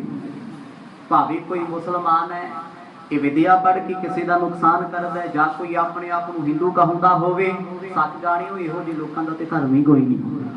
ਬੁਰਾ ਕਰਨ ਵਾਲੇ ਦਾ ਕੀ ਧਰਮ ਹੈ? ਬੁਰਾ ਤੇ ਅੱਜ ਵੀ ਹੋ ਜਾਂਦਾ, ਜਿਹਦਾ ਮਰਜ਼ੀ ਕਰਦੇ ਹੋ। ਭਲਾ ਕਰਨ ਵਾਲਾ ਲੱਭਣਾ ਪੈਂਦਾ ਤੇ ਬੁਰਾਈ ਵਾਲੇ ਤੇ ਸਾਰੇ ਹੀ ਨੇ। ਆਖੋ ਸਤਨਾਮ। ਰੋਗ ਲਾਉਣ ਵਾਲੇ ਬੜੇ ਮਿਲ ਜਾਣਗੇ ਮਿਲਾਵਟਾਂ ਕਰਕੇ ਹਿੰਦੁਸਤਾਨ ਦੇ ਵਿੱਚ, ਪਰ ਰੋਗਾਂ ਨੂੰ ਹਟਾਉਣ ਵਾਲਾ, ਰੋਗਾਂ ਨੂੰ ਲਾਉਣ ਵਾਲਾ, ਰੋਗਾਂ ਨੂੰ ਕੱਟਣ ਵਾਲਾ ਕਰੋੜਾਂ ਦੇ ਕੇ ਵੀ ਕੋਈ ਲੱਭਦਾ ਨਹੀਂ। ਕੰਮ ਖਰਾਬ ਕਰਨ ਵਾਲੇ ਤੁਹਾਨੂੰ ਬੜੇ ਸਿਆਣੇ ਕਹਾਉਣ ਵਾਲੇ ਮਿਲ ਜਾਣਗੇ, ਠੀਕ ਕਰਨ ਵਾਲਾ ਹੈ ਕੋਈ? ਗੁਰੂ ਨਾਨਕ ਦੇ ਦਰ ਤੋਂ ਬਗੈਰ ਕੋਈ ਨਹੀਂ ਜੋ ਕਿਸੇ ਦਾ ਰੋਗ ਠੀਕ ਕਰ ਸਕੇ। ਸਭ ਕਹਿਣ ਦੀਆਂ ਗੱਲਾਂ। ਹੁਣ ਸਮੇਂ ਦੇ ਬਾਦਸ਼ਾਹ ਨੇ ਇਹ ਚਾਲ ਚੱਲੀ, ਕਹਿੰਦੇ ਇਹੋ ਜਿਹਾ ਤਰੀਕਾ ਲੱਭਿਆ ਜਾਏ ਦੁਸ਼ਮਣ ਨੂੰ ਸਾਡੀ ਖੈਰ ਖਬਰ ਨਾ ਹੋਵੇ। ਜੇ ਦੁਸ਼ਮਣ ਨੂੰ ਇਸ ਗੱਲ ਦਾ ਪਤਾ ਲੱਗ ਗਿਆ, ਹੋ ਸਕਦਾ ਹੈ ਉਹਨਾਂ ਕੋਲ ਕੋਈ ਸਿਆਣਾ ਹੋਵੇ, ਕੋਈ ਤਾਂਤਰਿਕ ਹੋਵੇ, ਜਿਹੜਾ ਸਾਡੀ ਸਾਰੀ ਗੱਲ ਜਾਣਦਾ ਹੋਵੇ ਤੇ ਕੀਤਾ ਸਾਡਾ ਪਲੰਦਾ ਫੇਲ ਕਰ ਦੇ। ਤਾਂਤਰਿਕ ਲੋਕ ਆਏ ਬੈਠੇ, ਕਹਿੰਦੇ ਜੀ ਬਲੀਆਂ ਦੇਣੀਆਂ ਪੈਣੀਆਂ। ਰਾਜਾ ਕਹਿੰਦਾ ਕੋਈ ਗੱਲ ਨਹੀਂ, ਜਿੰਨੇ ਮਰਜੀ ਪਸ਼ੂਆਂ ਦੀ ਬਲੀ ਦੇ, ਜਿੰਨੇ ਮਰਜੀ ਮਨੁੱਖਾਂ ਦੀ ਬਲੀ ਦੇ, ਪਰ ਮੇਰਾ ਦੁਸ਼ਮਣ ਬਚਣਾ ਨਹੀਂ ਚਾਹੀਦਾ। ਤਾਂਤਰਿਕਾਂ ਨੇ ਮੂੰਹ ਮੰਗੇ ਪੈਸੇ ਲਏ, ਕਿਉਂਕਿ ਕਾਮਰੂਪ ਦੇਸ਼ ਬੰਗਾਲ ਦੇ ਇਲਾਕੇ ਦੇ ਵਿੱਚ ਜੰਤਰ ਮੰਤਰ ਚੱਲਦਾ ਸੀ। ਮੂੰਹ ਪਾਇਆ ਇਹਨਾਂ ਲੋਕਾਂ ਨੇ, ਗੁਰੂ ਨਾਨਕ ਸਾਹਿਬ ਦੇ ਨਾਲ ਗਏ, ਭਾਈ ਮਰਦਾਨਾ ਜੀ ਨੂੰ ਵੀ ਪਾ ਲਿਆ। ਫਿਰ ਨੌਬਤ ਕਿਹੋ ਜਿਹੀ ਆਈ, ਉਹਨਾਂ ਨੇ ਭਾਈ ਮਰਦਾਨੇ ਨੂੰ ਭੇਡੂ ਬਣਾਇਆ, ਇਹਨਾਂ ਨੇ ਉਹਨਾਂ ਨੂੰ ਕੁੱਤੀਆਂ ਬਣਾਤਾ। ਆਖੋ ਸਤਨਾਮ ਮਹਿਲੇ ਤੇ ਰਹਿਣਾ। ਇਤਿਹਾਸ ਸੁਣੇ ਆ ਨਾ ਤੁਸੀਂ, ਤੇ ਉਹ ਦਰ ਹੈ ਦੁਨੀਆ ਦੇ ਮੰਤਰ ਜਿਸ ਦਾਰੇ ਅੱਗੇ ਆ ਕੇ ਫੇਲ ਹੋ ਜਾਂਦੇ। ਜਿਸ ਸਿੱਖ ਦੇ ਕੋਲ ਮੂਲ ਮੰਤਰ ਹੈ, ਜਿਸ ਸਿੱਖ ਦੇ ਕੋਲ ਗੁਰ ਮੰਤਰ ਹੈ, ਉਹ ਸਿੱਖ ਕਦੇ ਹਾਰਦਾ ਨਹੀਂ, ਕਦੇ ਡਰਦਾ ਨਹੀਂ। ਪਰ ਮਾਫ ਕਰਿਓ, ਅਸਰ ਉਦੋਂ ਹੁੰਦਾ ਹੈ ਜਦੋਂ ਇਹਨਾਂ ਚੀਜ਼ਾਂ ਤੇ ਵਿਸ਼ਵਾਸ ਹੋਵੇ। ਜਿਹਦਾ ਵਿਸ਼ਵਾਸ ਮੂਲ ਮੰਤਰ ਤੇ ਨਹੀਂ, ਗੁਰ ਮੰਤਰ ਤੇ ਨਹੀਂ, ਉਹ ਜਿੰਨਾ ਮਰਜ਼ੀ ਜਪੀ ਜਾਏ, ਹੋਣਾ ਕੀ ਨੁਕਸਾਨ ਹੀ ਹੋਣਾ। ਭਰੋਸਾ ਤੇ ਹੈ ਨਹੀਂ ਆਪਣੇ ਪਿਓ ਤੇ, ਭਰੋਸਾ ਨਹੀਂ ਆਪਣੇ ਬਾਪੂ ਤੇ। ਜਿਨ੍ਹਾਂ ਨੂੰ ਵਿਸ਼ਵਾਸ ਹੈ, ਭਰੋਸਾ ਵੀ ਮੇਰੇ ਗੁਰੂ ਨਾਨਕ ਸਾਹਿਬ ਦੇ ਮੰਤਰ ਉੱਤੇ, ਦੁਨੀਆ ਦਾ ਕੋਈ ਮੰਤਰ ਨਹੀਂ। ਸੱਚ ਜਾਣਿਓ, ਕੋਈ ਮੰਤਰ ਚੱਲਦਾ ਵੀ ਨਹੀਂ। ਇਹ ਵੱਡੇ ਮੰਤਰ ਨੇ। ਨਮੋ ਮੰਤਰੰਗ ਮੰਤਰੰਗ, ਨਮੋ ਜੰਤਰ ਜੰਤਰੰਗ। ਪਰਮਾਤਮਾ ਦੇ ਮੰਤਰਾਂ ਦਾ ਮੰਤਰ ਹੈ, ਜੰਤਰਾਂ ਦਾ ਜੰਤਰ ਹੈ। ਜਿਹਦੇ ਵੱਲ ਪਰਮਾਤਮਾ ਹੋਵੇ ਉਹਨੂੰ ਡਰ ਕਾਹਦਾ। ਹੁਣ ਰਾਜਾ ਰਾਮ ਸਿੰਘ ਦੇ ਨਾਲ ਸਤਿਗੁਰ ਆਪ ਖੜੇ ਨੇ, ਇਹਨੂੰ ਕਾਹਦਾ ਡਰ ਹੈ। ਦੁਸ਼ਮਣ ਨੇ ਤੇ ਕਸਰ ਕੋਈ ਨਾ ਛੱਡੀ, ਉਹਨਾਂ ਨੇ ਘੱਟ ਗੁਜ਼ਾਰੀ ਨਾ। ਦੋਹਰਾ ਇਸ ਲਸ਼ਕਰ ਪਾਤਸ਼ਾਹੂ ਕੀ ਆਏ ਪਰੇ ਸਮੁਦਾਇ, ਥਲ ਨੀਓ ਜਹ ਕੂਲ ਪਰ ਡੇਰੇ ਦੀਏ ਲਗਾਏ। ਇਹ ਸਾਰੀ ਤੰਤਰ ਵਿਦਿਆ ਦੇ ਨਾਲ ਪਤਾ ਕੀਤਾ ਗਿਆ ਫੌਜ ਕਿੱਥੇ ਤੋਂ ਕਿੱਥੇ ਤੱਕ ਹੈ। ਬੜਾ ਕੁਝ ਦੁਨੀਆ ਤੇ ਐਸਾ ਭੁਲੇਖਾ ਨਾ ਕਿਸੇ ਦੇ ਮਨ ਵਿੱਚ ਹੋਵੇ, ਕੁਝ ਨਹੀਂ ਹੁੰਦਾ, ਬੜਾ ਕੁਝ ਹੈ। ਪਰ ਗੁਰੂ ਕੇ ਸਿੱਖ ਉੱਤੇ ਕਿਸੇ ਵੀ ਚੀਜ਼ ਦਾ, ਕਿਸੇ ਮੰਤਰ ਤੰਤਰ ਜੰਤਰ ਦਾ ਅਸਰ ਨਹੀਂ ਹੁੰਦਾ ਜੇ ਸਿੱਖ ਪੱਕਾ ਹੈ, ਜੇ ਸਿੱਖ ਆਪਣੇ ਗੁਰੂ ਦੇ ਪਿਆਰ ਵਿੱਚ ਜੁੜਿਆ ਹੈ। ਤੁਸੀਂ ਆਖੋਗੇ ਇਹ ਚੀਜ਼ਾਂ ਕਿਵੇਂ ਨੇ, ਸੁਣ ਲਿਓ ਤੁਸੀਂ, ਨਾਲੇ ਸਤਿਗੁਰ ਨਾਲ ਨੇ। ਜਿਨ੍ਹਾਂ ਨੇ ਗੁਰੂ ਦੀ ਨਹੀਂ ਮੰਨੀ, ਨੁਕਸਾਨ ਤੇ ਉਹਨਾਂ ਦਾ ਹੋਣਾ ਹੀ ਹੋਣਾ ਹੈ। ਗੁਰੂ ਵਾਲਾ ਬਣ ਕੇ ਗੁਰੂ ਦੀ ਮੰਨੇ ਕੋਈ ਨਾ, ਉਹਨੇ ਡੁੱਬਣਾ ਹੀ ਹੈ। ਗੁਰਸਿੱਖ ਬਣ ਕੇ ਜੇ ਕੋਈ ਦੁਨੀਆ ਦੇ ਵਹਿਮ ਭਰਮ ਵੀ ਕਰਦਾ ਹੈ, ਸੰਸਾਰ ਦੇ ਸ਼ੌਕ ਵੀ ਪੂਰੇ ਕਰਨ ਨੂੰ ਫਿਰਦਾ, ਉਹ ਨਾ ਸਿੱਖ ਹੈ ਨਾ ਸਾਧ, ਉਹ ਕਿਸੇ ਜੋਗਾ ਨਹੀਂ। ਸਿੱਖੀ ਕਮਾਉਣ ਵਾਸਤੇ ਕਿਸੇ ਦੇ ਸਿਰ ਤੇ ਆਰਾ ਨਹੀਂ ਰੱਖਿਆ ਹੁੰਦਾ ਵੀ ਤੂੰ ਸਿੱਖ ਬਣ ਜਾ ਤੇ ਆਹ ਕੰਮ ਛੱਡ ਦੇ। ਇਹ ਤੇ ਇੱਕ ਪ੍ਰੇਮ ਦੀ ਗੱਲ ਹੈ। ਜਿਨ੍ਹਾਂ ਦਾ ਪ੍ਰੇਮ ਦਸ਼ਮੇਸ਼ ਪਿਤਾ ਦੇ ਨਾਲ ਹੈ, ਕਲਗੀਧਰ ਪਿਤਾ ਨੂੰ ਜਿਨ੍ਹਾਂ ਨੇ ਪਿਤਾ ਆਪਣਾ ਜਾਣਿਆ, ਉਹ ਸਿੱਖ ਬਣ ਕੇ ਕਦੇ ਦੁਨੀਆ ਦੇ ਫੈਸ਼ਨ ਨਹੀਂ ਕਰਦਾ। ਉਹਨੂੰ ਪਤਾ ਮੇਰਾ ਪਿਓ ਨਾਰਾਜ਼ ਹੋ ਜਾਣਾ ਹੈ, ਮੈਨੂੰ ਆਪਣਾ ਪਿਤਾ ਨਾਰਾਜ਼ ਨਹੀਂ ਚਾਹੀਦਾ। ਜਿਹਦਾ ਮੈਂ ਬਣਿਆ ਉਹ ਮੇਰਾ ਬਣ ਗਿਆ। ਉਹ ਬਣੇਗਾ ਤਾਂ ਜਦੋਂ ਮੈਂ ਉਹਦੀ ਮੰਨਾਂਗਾ। ਰਾਜਾ ਰਾਮ ਸਿੰਘ ਨੇ ਆਪਣਾ ਆਪ ਗੁਰੂ ਨੂੰ ਸਪੁਰਦ ਕੀਤਾ ਹੋਇਆ। ਉਧਰ ਦੁਸ਼ਮਣ ਨੇ ਚਾਲ ਚੱਲ ਕੇ ਵੇਖਿਆ ਵੀ ਬੜੀ ਦੂਰ ਤੱਕ ਬ੍ਰਹਮਪੁੱਤਰ ਦਰਿਆ ਭਰਿਆ ਹੋਇਆ, ਫੌਜਾਂ ਕੋਲ ਅਸਲਾ ਬੜੇ, ਇਹਨਾਂ ਕੋਲ ਵੱਡੇ ਵੱਡੇ ਸੈਨਾਪਤੀ ਨੇ। ਜੋ ਪਈ ਇੱਕ ਦੂਏ ਦਿਨ ਜਬ ਬੀਤ ਗਏ ਹੈ, महामंत को करत पए हैं। 2 दिन ਬਤੀਤ ਹੋ ਗਏ ਨਾ। ਉਧਰ ਰਾਜਾ ਰਾਮ ਸਿੰਘ ਦੀ ਫੌਜ ਵਿੱਚ ਕੁਝ ਤੁਰਕ ਨੇ, ਮੁਸਲਮਾਨ ਨੇ, ਜਿਨ੍ਹਾਂ ਨੂੰ ਨਾ ਤੇ ਸਤਿਗੁਰਾਂ ਤੇ ਭਰੋਸਾ ਸੀ ਨਾ ਬਾਦਸ਼ਾਹ ਤੇ ਭਰੋਸਾ ਸੀ। ਉਹ ਕੌਣ ਸੀ? ਉਹ ਔਰੰਗਜ਼ੇਬ ਦੀ ਫੌਜ ਜਿਹੜੀ ਮਿਕਸ ਹੋਈ ਸੀ। ਤੁਰਕ ਕਦ ਭਰੋਸਾ ਕਰਦੇ ਨੇ ਗੁਰੂ ਤੇ, ਉਹ ਵੀ ਨਾਲ ਹੀ ਤੁਰੇ ਫਿਰਦੇ। ਕਹਿੰਦੇ ਦੂਜਾ ਦਿਨ ਬਤੀਤ ਹੋਇਆ, ਇੱਧਰ ਰਾਜੇ ਦੀ ਸਭਾ 'ਚ ਮੰਤਰ ਪਕਾਇਆ ਗਿਆ। ਹੁਣ ਜੰਤਰ ਤੇ ਮੰਤਰ ਪੜ੍ਹਨੇ ਸ਼ੁਰੂ ਕੀਤੇ। ਜਿਵੇਂ ਪਹਿਲਾ ਰਾਜਾ ਮਾਨ ਸਿੰਘ ਮਾਰਿਆ, ਹੂਬਹੂ ਉਸੇ ਤਰ੍ਹਾਂ ਤੰਤਰ ਵਿਦਿਆ ਦਾ ਬਹਿਸ਼ਕਾਰ ਕੀਤਾ। ਆਜ ਰਾਤ ਕੋ ਨਦ ਉਲਟਾਵੋ, ਸਭ ਲਸ਼ਕਰ ਕੇ ਉੱਪਰ ਪਾਵੋ। ਤਾਂਤਰਿਕ ਤੇ ਮੰਤਰ ਪੜਨ ਵਾਲੇ ਲੋਕਾਂ ਨੇ ਸਲਾਹ ਦਿੱਤੀ ਬਾਦਸ਼ਾਹ ਨੂੰ, ਕਹਿੰਦੇ ਲੱਖਾਂ ਦੀ ਫੌਜ ਹੈ ਨਾ। ਅੱਜ ਦੀ ਰਾਤ ਜਦੋਂ ਫੌਜ ਸੁੱਤੀ ਹੋਏਗੀ, ਮੰਤਰਾਂ ਦੇ ਬਲ ਦੇ ਨਾਲ ਦਰਿਆ ਉਲਟਾ ਦੇਣਾ ਉਹਨਾਂ ਤੇ। ਦਰਿਆ ਉਲਟਾਉਣਾ। ਹੁਣ ਦਰਿਆ 'ਚ ਕਿੰਨੇ ਕਿਊਸਕ ਪਾਣੀ ਹੈ? ਅਰਬਾਂ ਟਨ ਹੈ। ਹੁਣ ਇਹਨੂੰ ਕੌਣ ਕਿੱਦਾਂ ਕਰੇਗਾ? ਮੰਤਰਾਂ ਦੇ ਬਲ ਦੇ ਨਾਲ ਦਰਿਆ ਉਲਟਾ ਕੇ ਉਹਨਾਂ ਤੇ ਸੁੱਟ ਦੇਣਾ, ਸਾਰੇ ਡੁੱਬ ਕੇ ਮਰ ਜਾਣਗੇ। ਕਹਿੰਦੇ ਇਹ ਕੰਮ ਰਾਤ ਵੇਲੇ 11 ਵਜੇ ਤੋਂ ਬਾਅਦ ਕੀਤਾ ਜਾਏ। ਸਭ ਕੋ ਹੱਥ ਹੋਏ ਜਾਹੇ ਸੁਖਾਰੇ, ਮਾਰਾ ਹੈ ਡੂਬ ਕਰ ਨੀਰ ਮਜਾਰੇ। ਕਾਲਾ ਇਲਮ ਪੜਨ ਵਾਲਿਆਂ, ਤਾਂਤਰਿਕ ਲੋਕਾਂ ਨੇ ਬਾਦਸ਼ਾਹ ਨੂੰ ਸਲਾਹ ਦਿੱਤੀ, ਕਹਿੰਦੇ ਜਿੰਨੇ ਉਹਨਾਂ ਦੇ ਪੀਰ ਪੈਗੰਬਰ ਹੋਣਗੇ, ਰਾਜੇ ਮਹਾਰਾਜੇ ਹੋਣਗੇ, ਆਪਾਂ ਦਰਿਆ ਦੀ ਭੇਟਾ ਚਾੜਦੇ ਨੇ ਸਾਰੇ। ਜਦੋਂ ਸੁੱਤੇ ਪਿਆਂ ਦੇ ਦਰਿਆ ਚੜ ਕੇ ਆ ਗਿਆ, ਉਹਨੇ ਸਭ ਨੂੰ ਸੁੱਤਿਆਂ ਹੀ ਰੋੜ ਕੇ ਲੈ ਜਾਣਾ। ਕਿਹੜੀਆਂ ਫੌਜਾਂ, ਕਿਹੜੇ ਹਥਿਆਰ, ਕਿਹੜਾ ਬਾਦਸ਼ਾਹ ਸਾਡਾ ਕੀ ਵਿਗਾੜੇਗਾ? ਬਹੁ ਮਰ ਜਾਏ ਰਹਿ ਕੁਛ ਥੋਰੇ, ਡਰ ਔਰ ਤਰ ਭਾਗ ਹੈ ਕਰ ਔਰੇ। ਸੁਣ ਕੇ ਬਾਦਸ਼ਾਹ ਤੇ ਉਹਦੇ ਮੰਤਰੀ ਬੜੇ ਖੁਸ਼ ਹੋਏ। ਉਹ ਲੋਕ ਕਹਿੰਦੇ ਬਾਦਸ਼ਾਹ ਜੀ ਸਾਨੂੰ ਮੂੰਹ ਮੰਗਿਆ ਇਨਾਮ ਦੇ ਦਿਓ, ਨੁਕਸਾਨ ਅਸੀਂ ਕਰ ਦਿੰਨੇ ਆ। ਪਹਿਲਾਂ ਤੇ ਬਾਦਸ਼ਾਹ ਬਚਣਾ ਨਹੀਂ, ਜੇ ਬਚ ਗਿਆ ਉਹਨੇ ਜਾਨ ਬਚਾ ਕੇ ਭੱਜਣਾ। ਜਦੋਂ ਲੱਖਾਂ ਫੌਜਾਂ ਜਿਉਂਦੀਆਂ ਸੁੱਤੀਆਂ ਪਈਆਂ ਦਰਿਆ ਰੋੜ ਕੇ ਲੈ ਗਿਆ ਮੰਤਰਾਂ ਦੇ ਬਲ ਤੇ ਜਿਹੜੇ ਬਚਣਗੇ ਉਹਦੇ ਭੱਜਣਗੇ ਜਾਨ ਬਚਾ ਕੇ। ਫਿਰ ਕਿਸੇ ਚ ਜ਼ਰੂਰਤ ਨਹੀਂ ਹੋਏਗੀ ਕੋਈ ਕਾਮਰੂਪ ਦੇਸ਼ ਦੀ ਤਰਫ ਅੱਖ ਭਰ ਕੇ ਵੇਖ ਜਾਏ ਵੀ ਮੈਂ ਜਾ ਕੇ ਫੌਜਾਂ ਦਾ ਸਾਹਮਣਾ ਕਰਾਂ ਜਾਂ ਮੈਂ ਜਾ ਕੇ ਕਬਜ਼ਾ ਕਰਾਂ। ਇਹ ਮਸਲਤ ਜਬ ਦਿਨ ਮਹਿ ਕੀਨਸ, ਗੁਰ ਅੰਤਰ ਜਾਮੀ ਸਭ ਚੀਨਸ। ਇੱਧਰ ਦੁਪਹਿਰ ਦੇ 3 ਵਜੇ ਦੁਸ਼ਮਣ ਨੇ ਸਲਾਹ ਕੀਤੀ, ਅੱਗ ਵਾਲੀ ਗਈ, ਮੰਤਰ ਪੜੇ ਗਏ, ਜਾਨਵਰਾਂ ਦੀ ਬਲੀ ਦਿੱਤੀ ਗਈ। ਹੁਣ ਇਹ ਗੱਲਾਂ ਕੀ ਤੋਂ ਛੁਪ ਸਕਦੀਆਂ ਸੀ? ਗੁਰੂ ਤੇਗ ਬਹਾਦਰ ਪਾਤਸ਼ਾਹ ਅੰਤਰਜਾਮੀ ਮਹਾਰਾਜ ਦੁਸ਼ਮਣ ਦੀ ਸਾਰੀ ਚਾਲ ਜਾਣ ਗਏ। ਆਖੋ ਸਤਨਾਮ। ਸਮਝ ਗਏ ਸਤਿਗੁਰ? ਇੱਥੇ ਕਰਾਮਾਤਾਂ ਨਹੀਂ ਮਰਦ ਨੇ ਵਰਤਾਉਣੀਆਂ, ਸੱਚੇ ਪਾਤਸ਼ਾਹ ਨੇ ਤੇ ਸਹਿਜ ਸੁਭਾਅ ਚੱਲਣਾ ਹੈ। ਗੁਰੂ ਸਾਹਿਬ ਨੇ ਜਦੋਂ ਜਾਣਿਆ ਕਿ ਦੁਸ਼ਮਣ ਦੇ ਮਨ ਵਿੱਚ ਖੋਟ ਆਇਆ, ਉਹ ਪਾਪ ਕਰਨ ਤੇ ਆ ਗਏ, ਬਾਦਸ਼ਾਹ ਦਾ ਨੁਕਸਾਨ ਕਰਨਗੇ। ਕਰਿਓ ਵਿਚਾਰ ਨਾ ਇਨ ਹੋਏ ਮਰਨਾ, ਬਿਸ਼ਨ ਸਿੰਘ ਆਇਓ ਮਮ ਸ਼ਰਨਾ। ਤੇ ਉਸ ਵੇਲੇ ਸਤਿਗੁਰ ਬੈਠੇ ਸੋਚਦੇ ਨੇ ਵੀ ਫੌਜ ਮਰ ਜਾਣੀ ਸਾਰੀ, ਪਰ ਰਾਜਾ ਰਾਮ ਸਿੰਘ ਸਾਡੀ ਸ਼ਰਨ ਆਇਆ। ਜੇ ਗੁਰੂ ਦੀ ਸ਼ਰਨ ਵਿੱਚ ਆਇਆ ਗਿੱਦੜ ਧਮਕੀ ਮਾਰ ਗਏ, ਫਿਰ ਕੀ ਫਾਇਦਾ ਸ਼ੇਰ ਦੀ ਹਜ਼ੂਰੀ ਵਿੱਚ ਜਾਣ ਦਾ? ਆਖੋ ਸਤਨਾਮ। ਸਿੰਘ ਸ਼ਰਨ ਕਤ ਜਾਈਐ ਜੋ ਜੰਬਕ ਬਰਸੈ। ਮਰਦ ਜਾਣਦੇ ਨੇ ਰਾਜਾ ਸਾਡੀ ਸ਼ਰਨ ਵਿੱਚ ਆਇਆ, ਇਹਦੀ ਲਾਜ ਰੱਖਣੀ, ਇਹਦੀ ਪੱਤ ਰੱਖਣੀ ਸਾਡਾ ਫਰਜ਼ ਹੈ। ਜੇ ਅਸੀਂ ਨਾ ਦੱਸਿਆ ਬਾਦਸ਼ਾਹ ਦਾ ਨੁਕਸਾਨ ਪੱਕੇ, ਫੌਜਾਂ ਮਾਰੀਆਂ ਜਾਣਗੀਆਂ। ਬਾਹੇ ਗਹੀ ਕੀ ਹਮਕੋ ਲਾਜ, ਹਮਰੇ ਜੋਰ ਕਰਿਓ ਚਹਿ ਕਾਜ। ਉੱਚੇ ਥੜੇ ਤੇ ਬੈਠੇ ਅੰਤਰਜਾਮੀ ਪਿਤਾ ਸਭ ਕੁਝ ਜਾਣ ਕੇ ਸੋਚਦੇ ਨੇ ਬਾਦਸ਼ਾਹ ਦੀ ਬਾਹ ਅਸੀਂ ਫੜੀ, ਬਾਹ ਫੜੀ ਦੀ ਲਾਜ ਵੀ ਤੇ ਫਿਰ ਸਾਨੂੰ ਰੱਖਣੀ ਪੈਣੀ ਹੈ।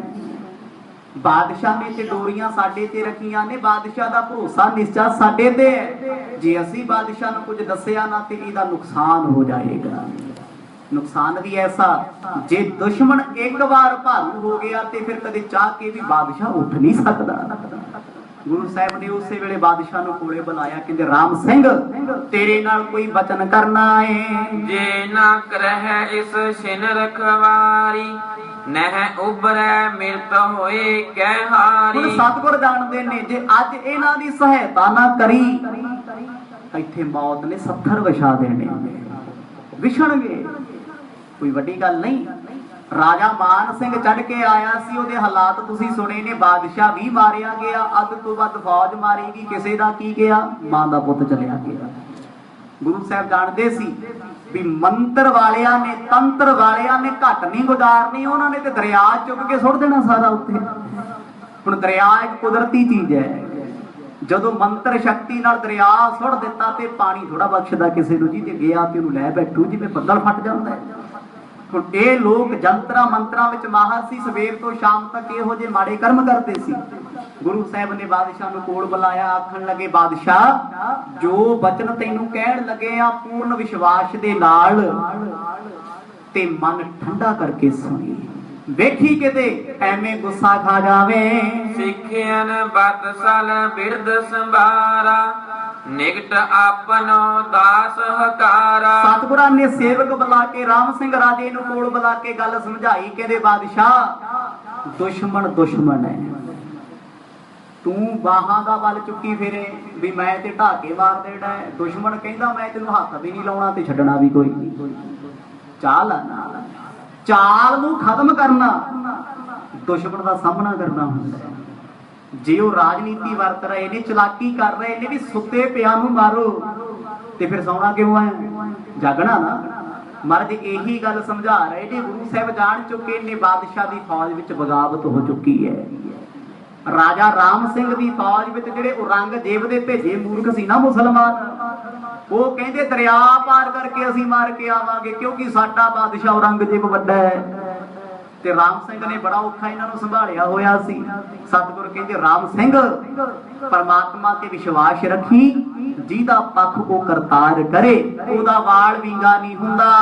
ਕਹਿਓ ਕਿ ਰਾਮ ਸਿੰਘ ਪਹਿ ਜਾਵੋ, ਹਮਾਰੇ ਪਾਖੇ ਬਾਕ ਸੁਣਾਵੋ। ਸਤਿਗੁਰ ਕਹਿੰਦੇ ਰਾਮ ਸਿੰਘ, ਸਾਡਾ ਬਚਨ ਜੇ ਮੰਨਣਾ ਤੇ ਮੰਨ ਲੈ, ਦਰਿਆ ਦਾ ਕਿਨਾਰਾ ਖਾਲੀ ਕਰਤੇ ਪਿੱਛੇ ਹੋ ਜਾ। ਹੁਣ ਬਾਦਸ਼ਾਹ ਤੇ ਬਚਨ ਮੰਨੇਗਾ, ਮੁਸਲਮਾਨਾਂ ਨੇ ਨਹੀਂ ਮੰਨਣਾ। ਉਹਨਾਂ ਨੇ ਕਹਿਣਾ ਲੈ ਅਸੀਂ ਪਿੱਛੇ ਹੋ ਗਏ, ਅਸੀਂ ਤੇ ਹਾਰ ਗਏ ਜੀ, ਸਾਨੂੰ ਕੀ ਲੋੜ, ਅਸੀਂ ਤੇ ਚੜ ਕੇ ਆਏ ਆ, ਅਸੀਂ ਥਾਂ ਥੋੜਾ ਛੱਡਾਂਗੇ। ਮਹਾਰਾਜ ਕਹਿੰਦੇ ਰਾਮ ਸਿੰਘ, ਖਤਰਾ ਬੜਾ ਨਜ਼ਦੀਕ ਹੈ, ਗੱਲ ਸਿਰਫ 2 ਘੰਟਿਆਂ ਦੀ ਹੈ। ਨੀਚੇ ਥਲ ਡੇਰਾ ਉਠਵਾਵੋ, ਹੇਰ ਹੇਰ ਉੱਚੇ ਥਲ ਪਾਵੋ। ਵੇਖ ਭਾਈ, ਜਿਹੜੀ ਤੇਰੀ ਫੌਜ ਹੈ ਇਹ ਨੀਵੀਂ ਥਾਂ ਤੇ ਹੈ, ਦਰਿਆ ਤੋਂ ਨੀਵੀਂ। ਅਕਸਰ ਦਰਿਆਵਾਂ ਦੇ ਕੰਢੇ ਉੱਚੇ ਤੇ ਨੀਵੇਂ ਹੁੰਦੇ ਨੇ, ਭਾਵੇਂ ਨਹਿਰਾਂ ਹੋਣ ਜਾਂ ਦਰਿਆ ਹੋਣ। ਮਹਾਰਾਜ ਕਹਿੰਦੇ ਜਿੰਨੀ ਛੇਤੀ ਹੋ ਸਕਦਾ ਹੈ ਆਪਣੀ ਫੌਜ ਇਕੱਠੀ ਕਰ ਤੇ ਉੱਚੀਆਂ ਥਾਵਾਂ ਤੇ ਚਲਿਆ ਜਾ। ਰਹਿਣਾ ਦਰਿਆ ਦੇ ਕੋਲ ਹੀ ਹੈ, ਦਰਿਆ ਤੋਂ ਦੂਰ ਨਹੀਂ ਜਾਣਾ। ਜਿੰਨੀ ਤੇਰੀ ਫੌਜ ਨਿਵਾਣ ਦੇ ਵਿੱਚ ਹੈ, ਨੀਵੀਂ ਥਾਂ ਦੇ ਵਿੱਚ ਹੈ, ਤੇਰੇ ਕੋਲ 3 ਘੰਟਿਆਂ ਦਾ ਸਮਾਂ, ਜੇ 3 ਘੰਟੇ 'ਚ ਫੌਜ ਕੱਢ ਸਕਦਾ ਤੇ ਕੱਢ ਲੈ, ਬਹੁਤ ਵੱਡਾ ਨੁਕਸਾਨ ਹੋਣਾ ਏ। ਦਿਵਸ ਜਾਮ ਇੱਕ ਅਬ ਹੈ ਰਹਿਓ, ਤੋਰਨ ਕਰੋ ਹਮਾਰੋ ਕਹਿਓ। ਭਾਈ ਸਾਡਾ ਬਚਨ ਹੁਣੇ ਮੰਨ, ਫੇਰ ਨਹੀਂ ਹੁਣੇ, 3 ਘੰਟਿਆਂ ਤੋਂ ਬਾਅਦ ਨੁਕਸਾਨ ਤੇਰਾ ਸ਼ੁਰੂ ਹੈ। ਕਿਉਂਕਿ ਉਧਰੋਂ ਚੌਂਕੜੇ ਲਾ ਕੇ ਬਹਿ ਗਏ, ਉਹਨਾਂ ਨੇ ਬਲੀਆਂ ਜਾਨਵਰਾਂ ਦੀਆਂ ਮਨੁੱਖਾਂ ਦੀਆਂ ਦੇਣੀਆਂ ਸ਼ੁਰੂ ਕਰ ਦਿੱਤੀਆਂ। ਉਹ ਰਾਜਾ ਰਾਮ ਸਿੰਘ ਨੇ ਦੂਜੀ ਤੀਜੀ ਗੱਲ ਨਹੀਂ ਕੀਤੀ। ਜੇ ਹੁੰਦਾ ਸਾਡੇ ਵਰਗਾ 100 ਸਵਾਲ ਕਰਦਾ, ਮਰਜ ਉੱਚੀ ਥਾਂ ਤੇ ਕਿਉਂ ਜਾਣਾ, ਨੀਵੇਂ ਕਿਉਂ ਨਹੀਂ, ਪਹਿਲਾਂ ਦੱਸੋ ਜੀ ਫੇਰ ਦੇਖਾਂਗੇ। ਰਾਮ ਸਿੰਘ ਨੇ ਗੁਰੂ ਸਾਹਿਬ ਦਾ ਬਚਨ ਮੰਨਿਆ, ਉਸੇ ਵੇਲੇ ਕਮਾਂਡਰਾਂ ਨੂੰ ਹੁਕਮ ਚਾੜਿਆ, ਕਹਿੰਦੇ ਜਿੱਥੇ ਜਿੱਥੇ ਥਾਂ ਮਿਲਦੀ ਛੇਤੀ ਛੇਤੀ ਫੌਜ ਕੱਢੋ, ਉੱਚੀ ਥਾਂ ਚਲੇ ਜਾਓ, ਕਿਉਂਕਿ 3 ਘੰਟੇ ਬਾਅਦ ਜਦੋਂ ਹਨੇਰਾ ਹੋ ਗਿਆ ਫੌਜ ਚਾਹ ਕੇ ਵੀ ਕਿਤੇ ਜਾ ਨਹੀਂ ਸਕਦੀ।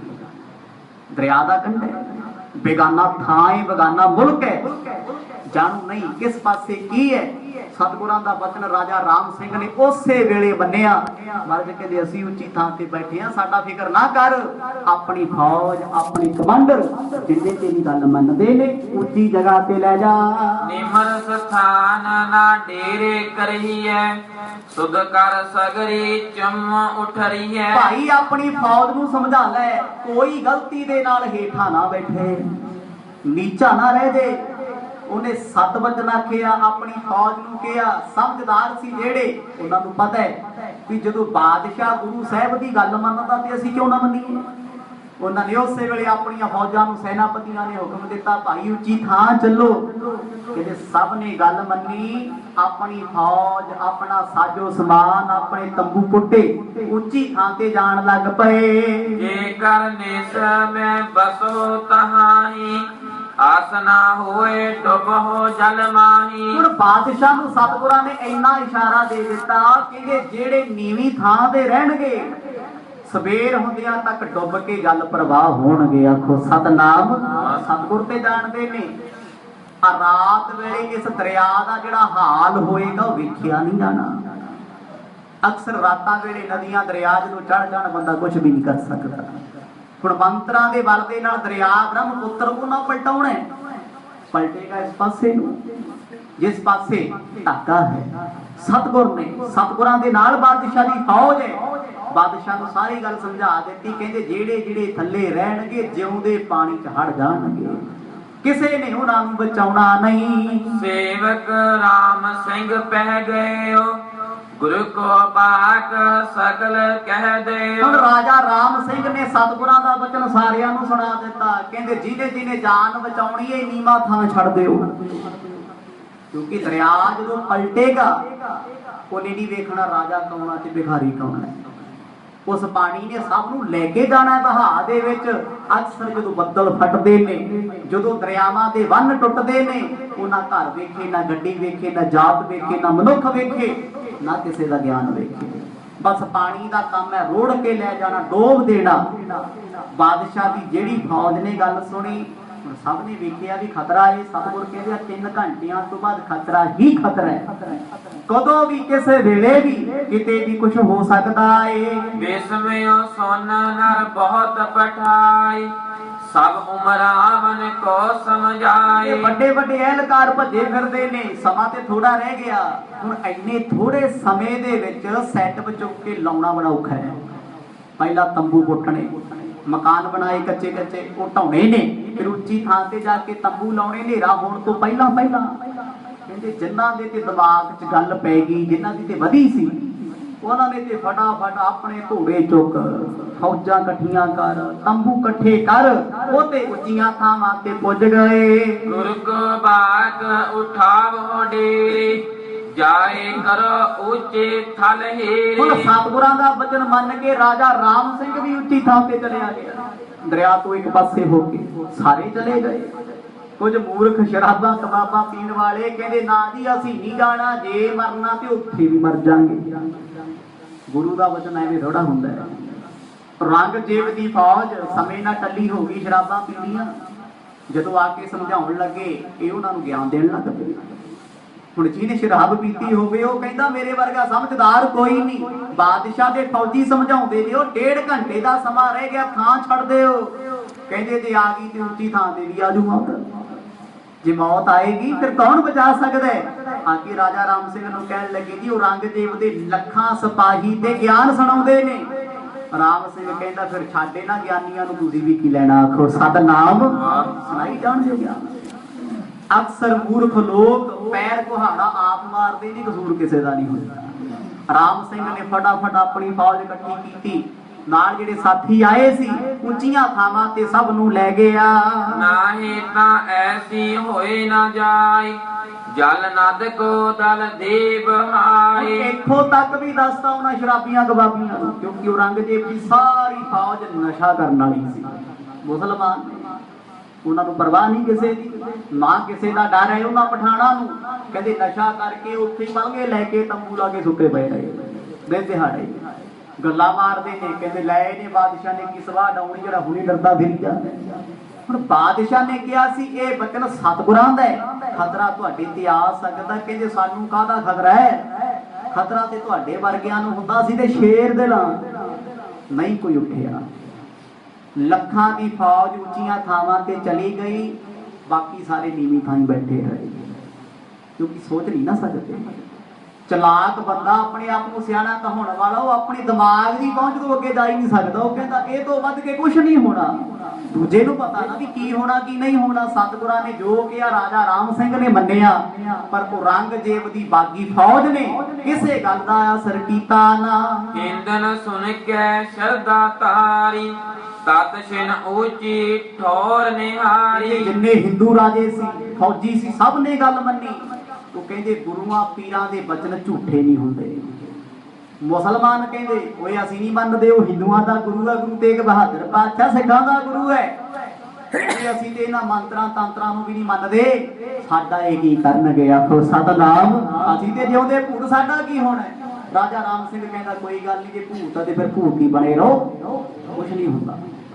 ਕਿਸੇ ਨੇ ਇਹਨਾਂ ਨੂੰ ਕੁਛ ਨਾ ਆਖਿਆ, ਕਿਉਂਕਿ ਮੰਨਣ ਵਾਲੇ ਨਹੀਂ।